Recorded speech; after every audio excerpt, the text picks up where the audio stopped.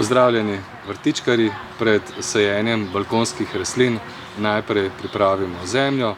To naredimo tako, da bioorgansko zemljo na osnovi kokosovih vlaken postavimo v samokolnico, dodamo 35 litrov vode in na ta način pridobimo kar 70 litrov zemlje. V bioorgansko zemljo dodamo tudi organsko gnojilo Bioorganik, ki vsebuje vsa makro- in mikrohranila in jo tako obogatimo s hranili. Tako pripravljeno zemljo pa mešamo zemljo za rože v razmerju 1:4 in začnemo s sajenjem.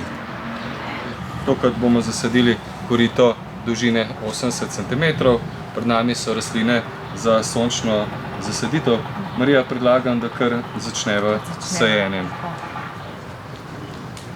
Najprej bova posadila bolivijsko begonijo, sorta Dipret. Kakšna posebnost? Rdeče barve, to je tista, bom rekla, tipična barva, ki jo imamo vsi najrajši. Tako da, če se ne motim, bo tole kar popestrilo, tako kontrastno zasaditev dejansko dela. To imava črnooko Suzano, rumene barve, tole bo fajn rastel navzdol. Mogoče se nam zna potem s časom malo preplesti proti drugim rastlinam, pa se jo samo lepo poreže. Drugače nam bo pa lepo rasla navzdol. Lahko se jo pa tudi napelje na kakšno palčko, čisto po želji. Se pravi, rastline rabijo tudi frizerje med letom. Tudi malo frizerja bo treba, škarje malo v roke vzeti, ne bo nič narobe. Evo, naslednja je bela bršljanka, ta ima bolj take kompaktne cvetove, bo tudi lepo se razrasla v dolžino, tako da z belo barvo bova popestrila rdečo, pa potem še rumeno.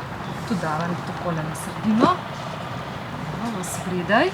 In zdaj še ponoviva vzorec iz začetka korita. Takole, spet bolivijska begonija, temno rdeče barve. Begonije imajo na splošno zelo rade sonce, te bolivijske begonije, da ne bo nesporazuma, vse ne. Tele so pa res za sončne lege, pazimo, da ne zalivamo preveč, boljše, da je kar suha, kot pa preveč zalita, ker se nam zna narediti, da nam bodo rastline ob preobilici vlage začele propadati. Tukaj imamo še penisetum. Ja, rdeči listna perjanka je slovensko ime. Te trave so zelo priljubljene pri vseh zasaditvah, tako da jo bova tudi midva uporabila. Predvsem za višino, ne? Predvsem za višino, zmeraj se sadijo v ozadje, tako da jo tudi midva dava. Tukaj za črnooko Suzano. To se bo kar lepo razrastel, potem čez poletje nam pa naredi take lepe še cvetove. Bidens, evo v oranžni barvi, tak malo poseben, letošnja nova sorta. Ga bova tudi tukaj posadila zadaj, za bršljanko. Funny Honey, ja, nova sorta. Lepo se razrašča to po koritu, malo bo šlo čez bršljanko. In nam bo ta oranžna barva bo popestrila belo barvo. Še zadnja rastlinca je pa koralna fuksija, tudi pokončne rasti, s temnimi listi, ima take rdeče cvetove, podolgovate in zelo lepo se obnese na sončnih legah. Jo dava tukaj zadaj za bolivijsko begonijo.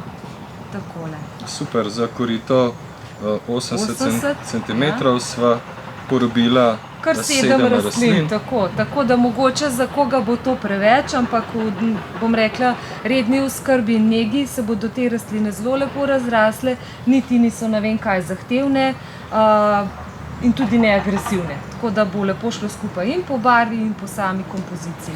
Se pravi 7 rastlin za pravljično korito, če lahko tako rečemo. Ja, zbrala sva pravljično številko, tako. Če še enkrat ponoviva malo barve.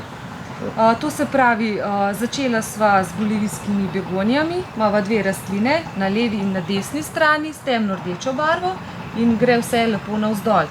Potem bela bršljanka, rumena črnooka Suzana, rdeča listna perjanka je temne barve. Predvsem strukturna rastlina. Strukturna rastlina, trava, ki sva jo dala tukaj zadaj za Suzano, to se pravi rumeno barvo.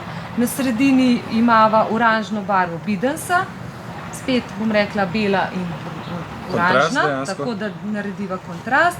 Na levi tukaj imava pa še fuksijo, korale, ta je pa spet v rdeči barvi, tako da sva v bistvu tukaj porabila, bom rekla, tiste bolj tople tone, od rumene, oranžne do rdeče, bela pa za popestritev kompletnega nasada. Odlično. Marija, naša zasaditev je končana. Veseli me, da nas spremljate in vrtardite z nami.